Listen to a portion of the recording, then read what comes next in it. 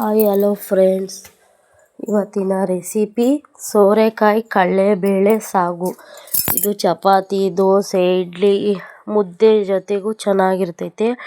ಇವತ್ತು ನಾನು ಕಾಂಬಿನೇಷನ್ ಆಗಿ ಚಪಾತಿ ಮಾಡಿದ್ದೀನಿ. ಈ ರೆಸಿಪಿ ಒಂದು ಸಲ ಟ್ರೈ ಮಾಡಿರಿ, ತುಂಬ ಚೆನ್ನಾಗಿರ್ತೈತೆ. ಅದಕ್ಕೆ ಏನೇನು ಬೇಕು ಅಂತ ನೋಡೋಣ ಬರ್ರಿ. ನೋಡಿರಿ, ಒಂದು ದೊಡ್ಡದು ಸೋರೆಕಾಯಿ ತೊಗೊಂಡಿದ್ದೀನಿ. ಆದಷ್ಟು ಎಳೆದು ತೊಗೊಳ್ರಿ. ಒಂದು ಸೋರೆಕಾಯಿ, ಒಂದು ಟೊಮೆಟೊ, ಒಂದು 10 ಬೆಳ್ಳುಳ್ಳಿ ಎಸಳು, ಶುಂಠಿ 1 ಇಂಚು, ಕಡಲೆಬೇಳೆ 3/4 ಕಪ್ಪು, ಈರುಳ್ಳಿ 1 ಟೊಮೆಟೊ.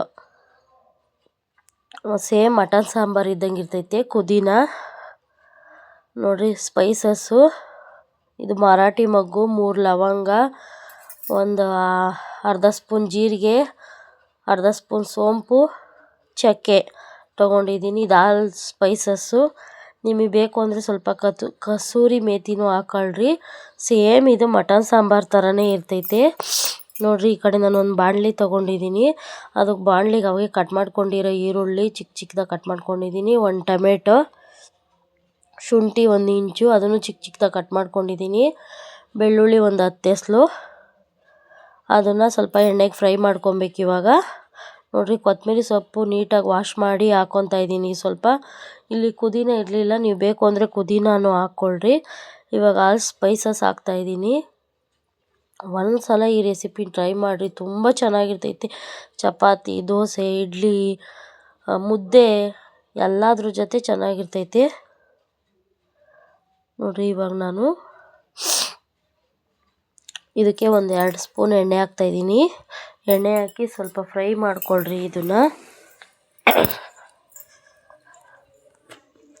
ಸ್ವಲ್ಪ ಎಣ್ಣೆ ಹಾಕಿ ಇವಾಗ ಇದನ್ನು ಫ್ರೈ ಮಾಡ್ಕೊತೀನಿ ನಾನು.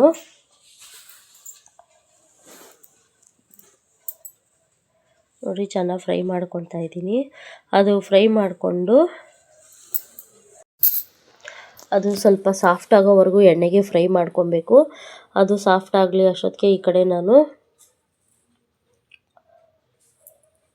ಸೋರೆಕಾಯಿ ತೊಗೊಂಡಿದ್ದೀನಿ. ಸೋರೆಕಾಯಿನ ಅದನ್ನು ಕಟ್ ಮಾಡಿ ಅದನ್ನ ಹೆಂಗೆ ಇದು ಮಾಡೋದು ಅಂತ ತೋರಿಸ್ತೀನಿ. ಹೊಸ್ದಾಗಿ ಕಲಿತಾ ಇರೋರಿಗೆ ಈಸಿ ಆಗಲಿ ಅಂತ ಈ ಥರ ಡೀಟೇಲಾಗಿ ಹೇಳ್ತಾ ಇದ್ದೀನಿ. ಗೊತ್ತಿರೋರು ಇದು ಮಾಡೋಕ್ಕೆ ಹೋಗಬೇಡ್ರಿ. ನೋಡಿರಿ, ಸೋರೆಕಾಯಿನ ಈ ಥರ ಮಧ್ಯೆ ಕಟ್ ಮಾಡಿಕೊಂಡು ಇದು ಒಳಗಿರೋ ಭಾಗ ಎಲ್ಲ ಕಟ್ ಮಾಡಿ ಹಾಕ್ಬಿಡ್ಬೇಕು. ಇದನ್ನು ಹಾಕ್ಕೊಬಾರ್ದು. ಸಾಂಬಾರು ಗ್ರೇವಿಗಾಗಲಿ ಸಾಂಬಾರಿಗಾಗಲಿ ಏನಕ್ಕೂ ಸಹ ಇದನ್ನು ಹಾಕ್ಬಾರ್ದು. ನೋಡಿರಿ, ಈ ಥರ ಚಿಕ್ಕ ಚಿಕ್ಕದಾಗ ಅದು ಒಳಗಡೆ ಇರೋದೆಲ್ಲ ತೆಗೆದುಬಿಡ್ಬೇಕು. ಅದು ಹಾಕ್ಕೊಳಂಗಿಲ್ಲ. ಅದು ಈ ಸೋರೆಕಾಯಿನ ಚಿಕ್ಕ ಚಿಕ್ಕದಾಗಿ ಕಟ್ ಮಾಡ್ಕೊತೀನಿ. ನೋಡಿರಿ, ಈ ಕಡೆ ಸಾಫ್ಟ್ ಆಗಿದೆ. ಇದನ್ನು ಆಫ್ ಮಾಡಿಕೊಂಡು ಅದು ಕಂಪ್ಲೀಟಾಗಿ ತಣ್ಣಗಾಗಲಿ. ಅಷ್ಟೊತ್ತಿಗೆ ಈ ಕಡೆ ಒಂದು ಮಿಕ್ಸಿ ಜಾರ್ ತೊಗೊಂಡಿದ್ದೀನಿ. ಕೊಬ್ಬರಿ ತುರಿ ನೋಡಿರಿ, 1 ವಾರ ಆಯಿತು ತುರಿದಿಕೊಂಡು. ಎಷ್ಟು ಫ್ರೆಶ್ ಆಗೈತೆ. ನೀವು ಬೇಕಾದ್ರೆ ಈ ಥರ ಸ್ಟೀಲ್ ಬಾಕ್ಸಲ್ಲಿ ಸ್ಟೋರ್ ಮಾಡಿ ಫ್ರಿಜ್ಜಲ್ಲಿ ಇಕ್ಕೊಬೋದು. 1 ವಾರ ಆದರೂ ಚೆನ್ನಾಗಿರ್ತೈತೆ. ನೋಡಿರಿ, ನಾನು ಕೊಬ್ಬರಿ ತುರಿ ಹಾಕ್ಕೊತಾ ಇದ್ದೀನಿ 1 3 ಸ್ಪೂನು. ಅದಕ್ಕೆ ನಾನು 1 ಸ್ಪೂನ್ ಧನಿಯಾ ಪುಡಿ ಹಾಕ್ತಾಯಿದ್ದೀನಿ. ಇದು ಸೇಮ್ ಮಟನ್ ಸಾಂಬಾರು ಇದ್ದಂಗೆ ಇರ್ತೈತೆ. ನೋಡಿರಿ, ಒಂದು ಸ್ವಲ್ಪ ಧನಿಯಾ ಪುಡಿ ಹಾಕ್ಕೊತಾ ಇದ್ದೀನಿ 1 ಸ್ಪೂನು. ನಿಮ್ಗೆ ಎಷ್ಟು ಬೇಕೋ ಅಷ್ಟು ಕ್ವಾಂಟಿಟಿ ನೋಡಿ ಹಾಕ್ಕೊಳ್ರಿ. ಖಾರ ಪುಡಿ ಹಾಕ್ಕೊತಾ ಇದ್ದೀನಿ. ನಿಮ್ಮ ಖಾರಕ್ಕೆ ಎಷ್ಟು ಬೇಕೋ ಅಷ್ಟು ಹಾಕ್ಕೊಳ್ರಿ. ನಾನಿಲ್ಲಿ 1 ಟೀ ಸ್ಪೂನ್ ಹಾಕ್ಕೊತಾ ಇದ್ದೀನಿ ಖಾರಕ್ಕೆ. ನೀವು ಗ್ರೇವಿ ಜಾಸ್ತಿ ಮಾಡ್ತೀನಿ ಅಂದರೆ ಖಾರದ ಪುಡಿ ಧನಿಯಾ ಪುಡಿ ಎಲ್ಲ ಜಾಸ್ತಿ ಕ್ವಾಂಟಿಟಿಯಲ್ಲಿ ಹಾಕ್ಕೊಳ್ರಿ. ನಾನಿಲ್ಲಿ ಸ್ವಲ್ಪ ಮಾಡ್ತಾ ಇರೋದಲ್ಲ, ಹಂಗಾಗಿ ಟಿಫನ್ಗೆ ಎಷ್ಟು ಬೇಕೋ ಅಷ್ಟು ಮಾಡ್ತಾ ಇರೋದು. ನೋಡಿರಿ, ಅದು ಎಣ್ಣೆಗೆ ಫ್ರೈ ಮಾಡ್ಕೊಂಡಿದ್ದಲ್ಲ ಅದನ್ನು ಸಹ ಹಾಕ್ಕೊಂಡು ಇವಾಗ ರುಬ್ಕೊತಾ ಇದ್ದೀನಿ. ನುಣ್ಣಗೆ ರುಬ್ಕೊಬೇಕು. ಎಷ್ಟು ನುಣ್ಣಗೆ ರುಬ್ತೀರೋ ಅಷ್ಟು ಸಾಂಬಾರು ಟೇಸ್ಟಿಯಾಗಿರ್ತೈತೆ ಗ್ರೇವಿ. ನೋಡಿರಿ, ಸ್ವಲ್ಪ ನೀರು ಹಾಕ್ಕೊತಾ ಇದ್ದೀನಿ. ಅವಾಗೆ ಬಾಣಲಿ ತೊಳೆದ್ಬಿಟ್ಟು ಅದನ್ನೇ ಹಾಕ್ಕೊತಾ ಇದ್ದೀನಿ. ಸ್ವಲ್ಪ ನೀರು ಹಾಕ್ಕೊಂಡು ನುಣ್ಣಗೆ ರುಬ್ಕೊಂಬರ್ತೀನಿ. ನೋಡಿರಿ, ಎಷ್ಟು ನುಣ್ಣಗೆ ರುಬ್ಬಿದ್ದೀನಿ ಅಂದರೆ ಅಷ್ಟು ನುಣ್ಣಗೆ ರುಬ್ಬಬೇಕು. ಗ್ರೇವಿ ಸೂಪರಾಗಿರ್ತೈತೆ. ನೋಡಿರಿ, ನಾನು ಇದನ್ನು ಚಿಕ್ಕ ಚಿಕ್ಕದಾಗಿ ಕಟ್ ಮಾಡ್ಕೊಂಡಿದ್ದೀನಿ. ನೀವು ಎಷ್ಟು ಚಿಕ್ಕದಾಗಿ ಕಟ್ ಮಾಡ್ಕೊತೀರೋ ಅಷ್ಟು ಚೆನ್ನಾಗಿರ್ತೈತೆ. ಸೋರೆಕಾಯಿ ಕಡಲೆಕಾಳು ಗ್ರೇವಿ, ಕಡಲೆಬೇಳೆ ಗ್ರೇವಿ ಅಂತ ಇದು. ನೋಡಿರಿ, ನಾನು ಕಪ್ಪಲ್ಲಿ 1 ಕಪ್ ಆಗಿದೆ. ನಾನು ಅದನ್ನು ಇವಾಗ ಚಿಕ್ಕದಾಗಿ ಕಟ್ ಮಾಡ್ಕೊಂಡಿದ್ನಲ್ಲ ಅದನ್ನು ಇವಾಗ ವಾಶ್ ಮಾಡೋಕೆ ಹಾಕ್ಕೊತಾ ಇದ್ದೀನಿ. ಈ ಕಡೆ ನಾನೊಂದು ಕುಕ್ಕರ್ ತೊಗೊಂಡಿದ್ದೀನಿ. ಆ ಕುಕ್ಕರ್ಗೆ ಅವಾಗೆ ನಾನು ಕಡಲೆಬೇಳೆ ತೊಗೊಂಡಿದ್ನಲ್ಲ ಅದನ್ನು ಚೆನ್ನಾಗಿ ವಾಶ್ ಮಾಡಿ ಹಾಕ್ಕೊತಾ ಇದ್ದೀನಿ. 1 3/4 ಕಪ್ ಆಗೋಷ್ಟಿತ್ತು ಕಡಲೆಬೇಳೆ. ನೀವು ಜಾಸ್ತಿ ಜನ ಇದ್ದರೆ ಕ್ವಾಂಟಿಟಿ ಜಾಸ್ತಿ ಮಾಡ್ಕೊಳ್ರಿ. ನಾನಿಲ್ಲಿ ನೋಡಿರಿ, ಈ ಕಪ್ಪಲ್ಲಿ 3/4 ಕಪ್ ತೊಗೊಂಡಿದ್ದೀನಿ. ಒಂದು ಟಿಫನ್ಗೆ ಆಗೋಷ್ಟು ಸಾಕು ನೋಡಿರಿ. ಸೋರೆಕಾಯಿ ಯಾವಾಗ ತೊಳ್ಯಕ್ಕೆ ಹಾಕಿದ್ನಲ್ಲ ಅದನ್ನು ಇವಾಗ ತೊಳೆದ್ಬಿಟ್ಟು ಹಾಕ್ತಾಯಿದ್ದೀನಿ ನೋಡಿರಿ. ವಾಶ್ ಮಾಡಿ ಹಾಕಿದ್ದೀನಿ. ಇವಾಗ ಅವಾಗೆ ಮಸಾಲೆ ರುಬ್ಬಿದ್ನಲ್ಲ ಅದನ್ನ ಇವಾಗ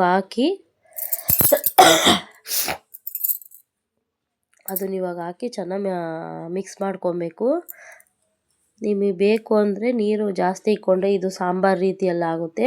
ನಾನು ಇಲ್ಲಿ ಗ್ರೇವಿ ಥರ ಮಾಡ್ತಾ ಇರೋದು, ನೀರು ಜಾಸ್ತಿ ಆಗ್ತಾಯಿಲ್ಲ. ಸೋರೆಕಾಯೆಲ್ಲ ಸ್ವಲ್ಪ ನೀರು ಬಿಟ್ಕೊಳ್ಳುತ್ತೆ ನೋಡಿ. ರುಚಿಗೆ ತಕ್ಕಷ್ಟು ಉಪ್ಪು ಹಾಕ್ತಾಯಿದ್ದೀನಿ ನಾನು ಆಲ್ರೆಡಿ ಎಲ್ಲೂ ಹಾಕಿಲ್ಲ, ಇವಾಗೆ ಹಾಕ್ತಾ ಇರೋದು ಉಪ್ಪು. ರುಚಿಗೆ ಎಷ್ಟು ಬೇಕು ಅಷ್ಟು ಉಪ್ಪು ಹಾಕ್ಕೊತಾ ಇದ್ದೀನಿ ನೋಡಿರಿ. ಈ ಥರ ಗಟ್ಟಿಗೆ ಮಾಡ್ಕೊತಾ ಇದ್ದೀನಿ ನಾನು, ಜಾಸ್ತಿ ನೀರು ಹಾಕ್ಕೊತಾ ಇಲ್ಲ. ನೀರು ಜಾಸ್ತಿ ಹಾಕೋಣಕ್ಕೆ ಹೋಗಬೇಡ್ರಿ. ನಿಮಗೆ ತೆಳ್ಳಗೆ ಬೇಕು ಅಂದರೆ ಮುದ್ದೆ ಮಾಡಿಕೊಂಡ್ರೆ ತುಂಬ ಚೆನ್ನಾಗಿರ್ತೈತಿ. ನೀವು ತೆಳ್ಳಗೆ ಸಹ ಮಾಡ್ಕೊಬೋದು. ನಾನಿಲ್ಲಿ ಗ್ರೇವಿ ಟೈಪೆಲ್ಲ ಮಾಡ್ತಾ ಇರೋದು, ಹಂಗಾಗಿ ನಾನು ನೀರು ಜಾಸ್ತಿ ಹಾಕ್ಕೊಂಡಿಲ್ಲ. ಇವಾಗ ಮುಚ್ಚಳ ಮುಚ್ಚಿ 3 ವಿಸಿಲ್ ಕೂಗಿಸ್ಬೇಕು. ಅದು ನುಣ್ಣಗೆ ಬೇಯಬೇಕಲ್ವ, ಕಡಲೆಬೇಳೆ ಅವೆಲ್ಲ. ಸೋರೆಕಾಯಿ ಬೇಗ ಬೇಯುತ್ತೆ, ಕಡಲೆಬೇಳೆ ಬೇಯಲ್ವಲ್ಲ. 3 ವಿಸಿಲ್ ತೆಗೆಸ್ಕೊತೀನಿ ನಾನು. ನಮ್ಮ ಚಾನಲ್ ಇಷ್ಟ ಆದರೆ ಸಬ್ಸ್ಕ್ರೈಬ್ ಮಾಡಿರಿ. ಆಶಾ ಗೌಡ ಯೂಟ್ಯೂಬ್ ಕನ್ನಡ ವ್ಲಾಗರ್ ಅಂತ ಪ್ಲೀಸ್ ಸಪೋರ್ಟ್ ಮಾಡಿರಿ. ಹೊಸ್ದಾಗಿ ಚಾನಲ್ ಸ್ಟಾರ್ಟ್ ಮಾಡಿದ್ದೀನಿ, ನಿಮ್ಮ ಸಪೋರ್ಟ್ ನಮಗೆ ಬಹಳ ಮುಖ್ಯ ನೋಡಿರಿ. ಸೋರೆಕಾಯಿನ ಇವಾಗ 3 ವಿಸಿಲ್ ತೆಗೆಸ್ಕೊತೀನಿ. 3 ವಿಸಿಲು ಬರೋಷ್ಟೊತ್ತಿಗೆ ನಾನು ಈ ಕಡೆ ಚಪಾತಿ ರೆಡಿ ಮಾಡ್ಕೊತೀನಿ. ಚಪಾತಿಗೆ ಸೂಪರಾಗಿರ್ತೈತೆ ಈ ಕಾಂಬಿನೇಷನು. ಒಂದು ಸಲ ನೀವು ಟ್ರೈ ಮಾಡಿರಿ. ನೀವು ಬೇಕು ಅಂದರೆ ದೋಸೆಗೂ ಮಾಡ್ಕೊಬೋದು, ಮುದ್ದೆ ಅನ್ನ ಜೊತೆ ಇನ್ನೂ ಚೆನ್ನಾಗಿರ್ತೈತೆ ನೋಡಿರಿ. ನಾನು ಆಲ್ರೆಡಿ ಕೂಗಿಸಿದ್ದೀನಿ ನೋಡಿರಿ, ಇಷ್ಟು ಕರೆಕ್ಟಾಗಿ ಆಗೈತೆ. ಇದಕ್ಕೆ ನಾನು ಒಗ್ಗರಣೆ ಹಾಕ್ಕೊತೀನಿ. ಇವಾಗ ನಾನು 1-2 ಸ್ಪೂನ್ ಎಣ್ಣೆ, 1 ಟೀ ಸ್ಪೂನ್ ಸಾಸಿವೆ ಹಾಕ್ಕೊತಾ ಇದ್ದೀನಿ. ಹಾಕಿ ಅದು ಸಾಸಿವೆ ಸ್ವಲ್ಪ ಚಿಟಪಟ ಅಂದಮೇಲೆ ಸ್ವಲ್ಪ ಕರ್ಬೇವಿನ ಸೊಪ್ಪು ಹಾಕ್ಕೊತಾ ಇದ್ದೀನಿ. ಸೂಪರಾಗಿರ್ತೈತೆ ಫ್ರೆಂಡ್ಸ್. ಈ ರೆಸಿಪಿನ ಒಂದು ಸಲ ಟ್ರೈ ಮಾಡಲೇಬೇಕು ನೀವು ನೋಡಿರಿ. ಎಷ್ಟು ಚೆನ್ನಾಗೈತೆ. ಒಗ್ಗರಣೆ ಹಾಕಿದ್ದೀನಿ ನಾನು ಇವಾಗ. ಅದು ಇವಾಗ ಆಲ್ರೆಡಿ ಆಗಿದೆ. ಇವಾಗ ನಾನು ಅದನ್ನು ಸರ್ವ್ ಮಾಡ್ಕೊತೀನಿ ನೋಡಿ. ನಿಮ್ಗೆ ಈ ಟೈಮಲ್ಲಿ ನಿಮಗೆ ತೆಳ್ಳಗೆ ಬೇಕು ಅಂದರೆ ಸ್ವಲ್ಪ ನೀರು ಹಾಕ್ಕೊಂಡು ತೆಳ್ಳಗೆ ಮಾಡ್ಕೊಳ್ರಿ. ಇಲ್ಲ ನಮಗೆ ಗಟ್ಟಿಗೆ ಬೇಕು ಅಂದರೆ ಗಟ್ಟಿಗೆ ಸಹ ಮಾಡ್ಕೊಬೋದು ನೀವು ನೋಡಿರಿ. ಆಗಿದೆ. ಇವಾಗ ನಾನು ಒಂದು ಬೌಲ್ಗೆ ಸರ್ವ್ ಮಾಡ್ಕೊತಾ ಇದ್ದೀನಿ. ತುಂಬ ಚೆನ್ನಾಗಾಗಿತ್ತು ಫ್ರೆಂಡ್ಸ್. ಚಪಾತಿ ಜೊತೆಗಂತೂ ಆಹಾ ಸಖತ್ತಾಗಿತ್ತು